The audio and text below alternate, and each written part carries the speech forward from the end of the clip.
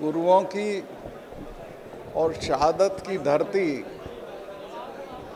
पंजाब को मैं सर झुकाता हूँ।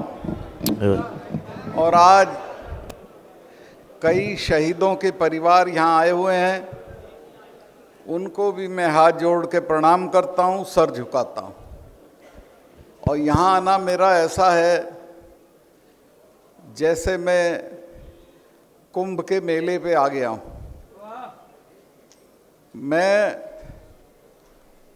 इस बात को तो नहीं जानता कि कितना पुण्य कहाँ जाने का लगता है, लेकिन शहीदों की धरती और ख़ास तौर से पंजाब आने का बड़ा पुण्य लगता है। आप बोले सोनिया। मैंने कोई बड़ी करामात नहीं करी। मैंने जो मेरा फ़र्ज़ था, एक किसान घर में पैदा होकर जो मुझे महसूस हुआ उस लड़ाई के दौरान, वो मैंने किया। मुझे कई दोस्तों ने सलाह दी कि चुप रहो तो वाइस प्रेसिडेंट हो जाओगे, चुप रहो तो प्रेसिडेंट हो जाओगे। मैंने कहा मैं कोई पद इस लायक नहीं समझता हूँ कि उसके लिए मैं चुप रहूँ। मैंने जब देखा कि 4 महीने तक दिल्ली के बॉर्डर पे पंजाब की किसानी के नेता, हरियाणा के लोग, मेरे इलाकों के लोग पड़े रहे और कोई सुनवाई नहीं हुई, कोई बातचीत उनसे नहीं हुई, तो मैं तंग आके प्रधानमंत्री से मिलने के लिए गया। और आपसे मैं बिल्कुल जो बताऊंगा ईमानदारी के साथ बताऊंगा। ये मेरा कलम है, हर वक्त तैयार रहता हूँ इस्तीफ़ा साइन करने के लिए। मैंने उन्हें जाके कहा कि साहब 4 महीने से लोग पड़े हैं, किसी ने बात नहीं की, इनको कुछ बातचीत करके सुलटा के घर भेज दीजिए। तो बोले चले जाएंगे सतपाल, क्यों परेशान हो रहे हो। तो उन्होंने हल्के में लिया उसको। मैंने कहा साहब आप एक गलती कर रहे हैं, आप जिनके बारे में बात कर रहे हैं उनको जानते नहीं हो। ये ऐसे ही उठ के नहीं जाएंगे, तब जाएंगे जब आप चले जाओगे। और ख़ास तौर से सिखों के बारे में मैंने उन्हें बताया कि ये कौम वो है जिसके गुरुओं ने अपने 4-4 साहिबजादे शहीद करा दिए, लेकिन समझौता नहीं किया। गज गज करे जावे गुरु गोबिंद सिंह जी दे मानू भावे, सत श्री अकाल। ये भूलते भी नहीं हैं, 300 वर्ष भी नहीं भूलते हैं। और ये मैं इस वजह से कह रहा हूँ कि मैंने, अरुण नेहरू मेरे बहुत अच्छे दोस्त थे। उन्होंने मुझे बताया कि ब्लू स्टार करने के बाद इंदिरा जी ने अपने फार्म हाउस पे महामृत्युंजय का पाठ कराया। तो उन्होंने कहा कि बुआ आप तो ये मानती नहीं थी, ये क्यों करा रही हो। कहने लगे तुझे पता नहीं है, मेरे हाथ से एक गलत काम हो गया है। जो हरमिंदर साहब या अकाल तख्त को छू दिया जिसने, वो जिंदा नहीं है आज, मुझे भी ये मारेंगे। और वही हुआ, वो मारी गई। फिर जनरल वैद्य मारे गए और आपके लोगों ने तो लंदन तक जाके डायर को मारा, सैंडर्स मारा। तो ये मैं कहा भूलते नहीं हैं इनसे जिस कौम से लड़ो पहले जान लो किससे लड़ रहे हो। तो मैंने काफ़ी उनको समझाने की, डराने की कोशिश की। उसका नतीजा तो निकला, थोड़ा देर से निकला।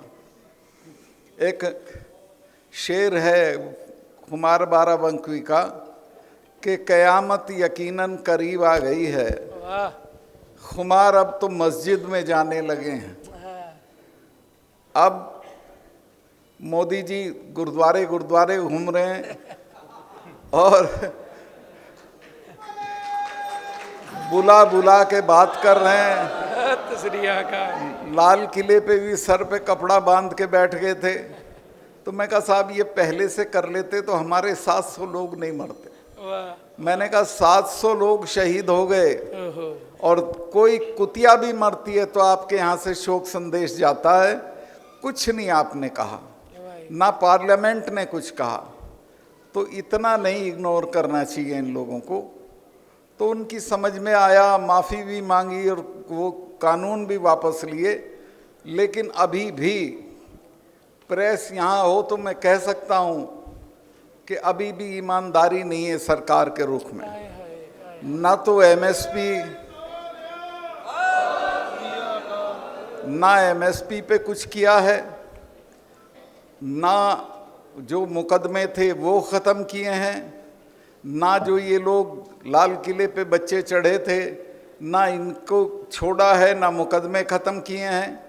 बल्कि मैंने तो कई जगह ये कहा कि लाल किले पे अगर किसी को चढ़ने का हक है तो मैं मानता हूं कि वो प्रधानमंत्री का हक है, लेकिन उसके बाद अगर किसी का हक है तो सिखों का हक है, क्योंकि उनके गुरु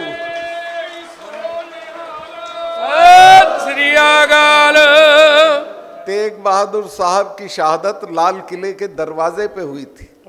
अगर उसके बच्चे नहीं चढ़ेंगे तो कौन चढ़ेगा, कौन झंडा फहराएगा? और झंडा भी क्या फहराया था? निशान साहब फहराया था, जिसकी इज्जत रखने के लिए हजारों सिख शहीद हुए हैं। तो इस बात को समझना चाहिए। खैर मुझे लगता है वो भी हम कोशिश करेंगे कि मुकदमे वापस कराए जाएं उनके। और मुझे बड़ी तकलीफ़ है कि एक बहुत ही होनहार बच्चा दीप सिद्धू अब हमारे बीच में नहीं रहा, उसको भी लपेट रखा था इन्होंने। और मुझे अच्छा लगा कि उसके परिवार, उनके भाई से मेरी आज मुलाकात हुई, मुझे बहुत अच्छा महसूस हुआ। तो मैं जो कह रहा हूँ वो ये कि अभी भी सरकार की नीयत ठीक नहीं है किसानों के लिए। और किसान भाइयों, मैं आपसे एक निवेदन करना चाहता हूँ कि हम एक बड़ी लड़ाई की तरफ जा रहे हैं। किसानों को अभी बड़ी लड़ाई लड़ना पड़ेगी, क्योंकि सरकार का रवैया हमारे लिए अच्छा नहीं है। फसल के दाम पे हमारे साथ नहीं है, एमएसपी पे हमारे साथ नहीं है। एक फौज होती थी जिसमें हम मर कट के गुजारा कर लेते थे, उसको भी ख़त्म कर रहे हैं। तो कुल मिला के कोई चीज़ हमारे पास नहीं छोड़ेंगे अगर हम लड़ेंगे नहीं। तो ये लड़ाई फिर होगी और उस लड़ाई के लिए मैं आपके बीच में फिर हाजिर रहूँगा। मैंने तय किया है कि 2-4 महीने में मेरा जब भी रिटायरमेंट हो जाएगा तो मैं पूरी ताकत से, मुझे कोई चुनाव नहीं लड़ना, मैं किसानों की लड़ाई में कूद पड़ूंगा और इस लड़ाई को आगे बढ़ाऊंगा। बोले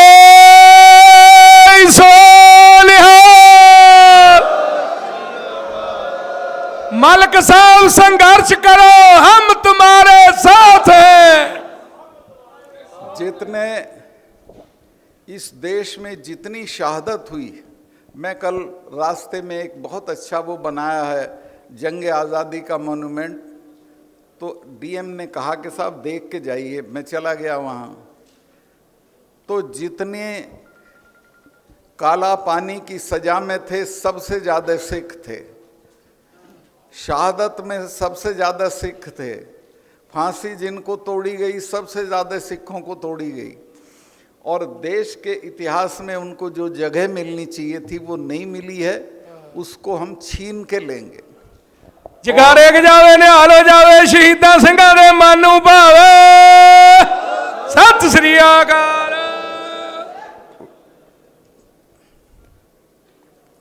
मैं थोड़ा लंबा हो गया, लेकिन और भी कुछ बातें मैं आपके सामने कहने आया था। और वो ये है कि खेती ये हमारी ख़त्म कर रहे हैं, दाम ये हमको नहीं दे रहे हैं, और हमारे बच्चों को रोज़गार नहीं दे रहे हैं, महंगाई बढ़ा रहे हैं। तो अब हमको ये सोचना पड़ेगा कि हम तरक्की कैसे करें।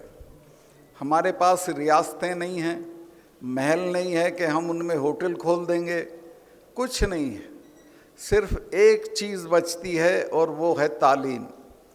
आपको सुनने में अटपटा लगेगा, लेकिन एक ही चीज़ से हम इनसे लड़ सकते हैं, और वो है अपने बच्चों को बढ़िया से बढ़िया जगहों पे तालीम दिला के।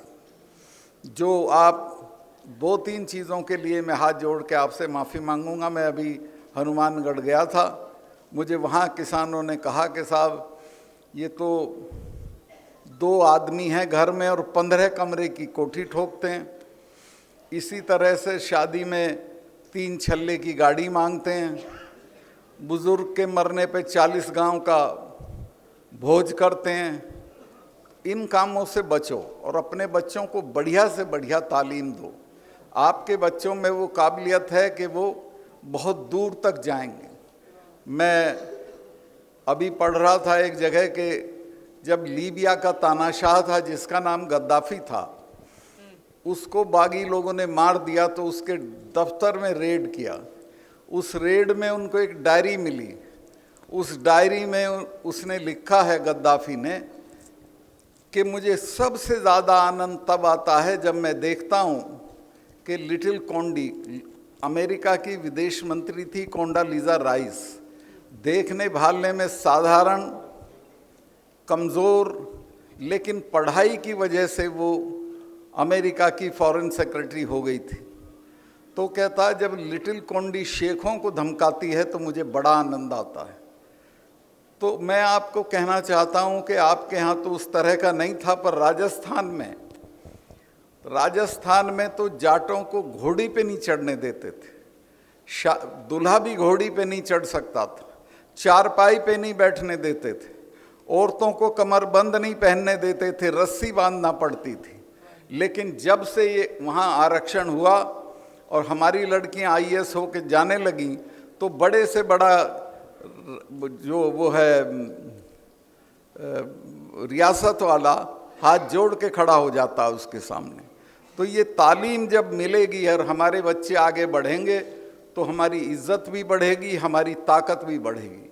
तो आपसे मैं, पता नहीं आपके यहाँ है कि नहीं, हरियाणा में तो बहुत रिवाज है, बच्ची को गर्भ में ही मरवा देते हैं, वो सब मत करिए, इनको पढ़ाइए। बच्चियों का आप देखिए, मैं 5 जगह वो रहा हूँ गवर्नर, और वहाँ मैं कॉन्वोकेशन में जाता था, 30 इनाम होते थे तो 5 लड़कों के और 25 लड़कियों के। मैंने कहा लड़कों से, मैं कहा भाई संभल जाओ बेटे, तुम तो रोटी भी बनाना नहीं जानते, कुश्ती का भी मेडल यही लाएंगी, मुक्केबाजी का भी मेडल यही लाएंगी, टेनिस का भी मेडल यही लाएंगी। वो जब तुम उसे आगे बढ़ा देते हो तो बहुत दूर तक जाती है, तो उसको पढ़ाओ और बढ़ाओ। तीसरे, ये जो दहेज है, पता नहीं आपके यहाँ कितना, हमारे यहाँ तो 4 छल्ले की गाड़ी मांगते हैं, ये मांगना बंद करो। चौथा, जो आपके यहाँ है उसमें मैं दखल करूँगा तो मेरी कोई सुनवाई नहीं करेगा, वो है नशे का कारोबार। इस पे आप सख्ती से निपटिए। बेटी से तो पूछते हो कहाँ गई थी और कब आई, बेटे से ये नहीं पूछते कहाँ गया था। तो सख्ती के साथ उससे पूछिए कहाँ गया था और क्या कर रहा है, उसको नशे की दुनिया से बाहर निकालिए। आपके यहाँ जैसे नौजवान दुनिया में नहीं, सिख नौजवान जब खड़ा होता है तो अलग दिखाई देता है। तो उसी की वजह से 7 सैकड़ा सिख थे महाराजा रणजीत सिंह जी के ज़माने में पंजाब में, और सतलुज से लेके और काबुल तक उसका राज था। उसकी फौज को देख के एक अंग्रेज़ औरत ने लिखा कि मुझे लगता है हम गरीब मुल्क के लोग हैं, जिस तरह के कपड़े रणजीत सिंह जी के फौजी पहनते हैं ऐसा इंग्लैंड का फौजी नहीं पहनता है। तो एक तरह से आप समझिए, हाँ, एक घटना मैं बताना ज़रूरी समझता हूँ। ये जो आपकी रियासत थी पटियाला, कपूरथला, नाभा, ये तीनों अंग्रेज़ की प्रोटीज थी, माने अंग्रेज़ इनकी हिफाजत करते थे और अंग्रेज़ के देख रेख में थी। तो एक बार पटियाला की एक रानी का झगड़ा हो गया राजा से। रणजीत सिंह जी की रिश्तेदार थी, उसने चिट्ठी लिख दी कि महाराज ये तो मेरे साथ बदतमीज़ी कर रहा है और आप आओ हमारा फैसला करा दो। महाराज रणजीत सिंह जी आए और पूरी फौज लेके आ गए, जबकि अंग्रेज़ से समझौता था कि सतलुज के इधर हम नहीं आएंगे और सतलुज के उधर आप नहीं जाओगे। तो जब फौज लेके आ गए तो महाराजा पटियाला ने डलहौजी को कहा कि भाई ये तो हमला है, इसको तो हमला मानना चाहिए और आप इसका कोई इलाज करो। डलहौजी ने लंदन में पूछा कि भाई क्या करें, फौज लेके आ गया है। लंदन ने कहा कि चुप पड़े रहो, 5-7 दिन में चला जाएगा, वरना जो राज है इसे भी छिनवा लोगे। बोले सो निहाल। इतनी ताकतवर फौज थी रणजीत सिंह साहब की। उसके तोपची नेपोलियन के ज़माने के थे और बेहतरीन किस्म की फौज लेके उसने ठसके के साथ, इज्जत के साथ भारत पे राज किया। एक इलाका है पाकिस्तान और अफ़गानिस्तान के बीच में जिसको वज़ीरिस्तान कहते हैं। आज तक उस पे दुनिया के किसी आदमी ने राज नहीं किया। जो करने नहीं देते वो पठान लोग हैं और आके वो सब चौकियाँ लूट लेते हैं, हथियार लूट लेते हैं। लेकिन रणजीत सिंह साहब ने हरि सिंह नलवा को वहाँ का गवर्नर बना दिया।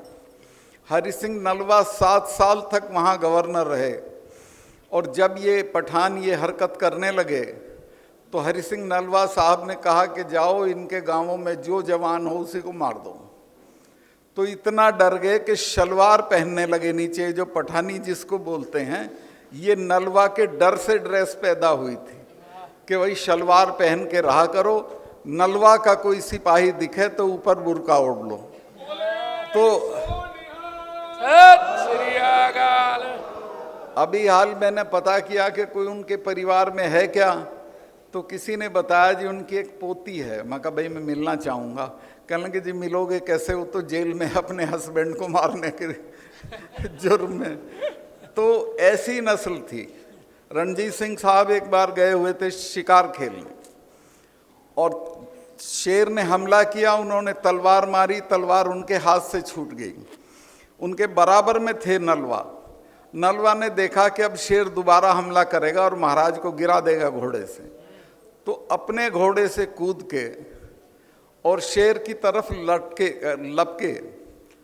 तो नलवा पे जब शेर ने हमला किया तो उसने दोनों हाथ पकड़ के शेर के ऐसे तोड़ दिए थे, तब उसका नाम नलवा पड़ा था।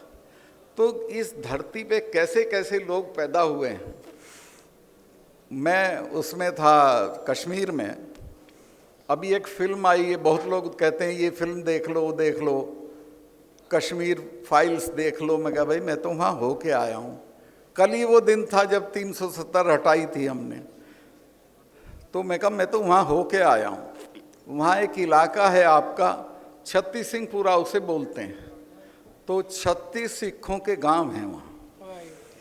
तो टेररिस्ट ने एक रात में आके 15-20 लोगों का मर्डर कर दिया। हाहाकार हो गया, सारे देश के सिख सब संगतें सब हमदर्दी में गए और कहा कि चलो यहाँ से। उन्होंने कहा कैसे चले जाएंगे, हम यहीं रहेंगे। और ये घोषणा कर दी कि हम यहाँ रहेंगे, कहीं नहीं जाएंगे। आज सब ने हथियार ले लिए, आज तक टेररिस्ट उनके गांव में नहीं घुसा है। वो मुझे मिलने आए थे और उन्होंने कहा कि गवर्नर साहब एक ही मेहरबानी चाहिए, हमारी बच्चियाँ इनके गांव के बीच से जाती हैं पढ़ने के लिए, हमको एक लड़कियों का डिग्री कॉलेज दे दीजिए और यहाँ दे दीजिए। मैंने 5 मिनट में वो डिग्री कॉलेज उनको दे दिया जो बन गया है। लेकिन वो कश्मीरी ब्राह्मणों की तरह छोड़ के नहीं भगे, डट के। ये तो बहुत तादाद में थे, अगर ये डट जाते तो 2 आदमी इनके मरते तो एक उनका भी मरता और फिर लड़ाई बंद हो जाती। खैर वहाँ सिखों ने कमाल करके दिखाया और आज छत्तीस सिंहपुरा लोग देखने जाते हैं कैसे लोग हैं। इसके अलावा मैंने 1 साल में 44 कॉलेज दिए, 4 मेडिकल कॉलेज दिए। और जाट और सिख जब भी मेरे से मिलने आते थे तो छूटते ही कहते थे रणजीत सिंह के बाद हमारा आदमी आया, चूँकि महाराज का भी वहाँ शासन रहा था। बोले सो निहाल। उन्होंने जहाँ जहाँ कॉलेज मांगे मैंने कॉलेज दे दिए। और आज ये हालत है, हाँ बॉर्डर के साथ इनके गांव पड़ते हैं, तो वहाँ जो हमला होता था पाकिस्तान की तरफ से, ये टेररिस्ट इधर उधर से आ जाते थे, तो वो उसका सबसे ज़्यादा जो दबाव पड़ता था सिखों पे, जाटों पे और ये जो गुजर लोग हैं पशुपालन करते हैं, तो मैंने ये कर दिया कि बॉर्डर के 10 किलोमीटर तक सबको आरक्षण कर दिया, सबको रिजर्वेशन कर दिया, और आज सबके बच्चे वो आरक्षण ले रहे हैं।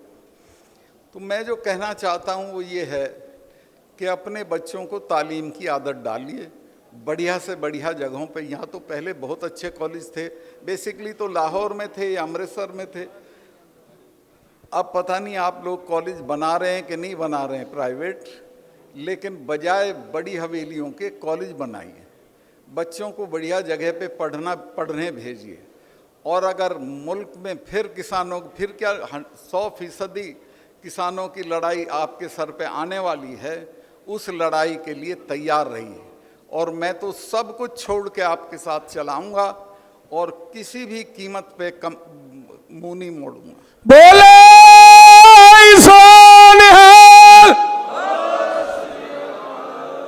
मैं बहुत आभारी हूँ, यहाँ बाबा साहब लोगों का आशीर्वाद मिल गया, शहीदों के परिवार से मिलना हो गया, और उनसे मिलना ऐसा है जैसे आप हरिद्वार हो आए, स्नान कर आए।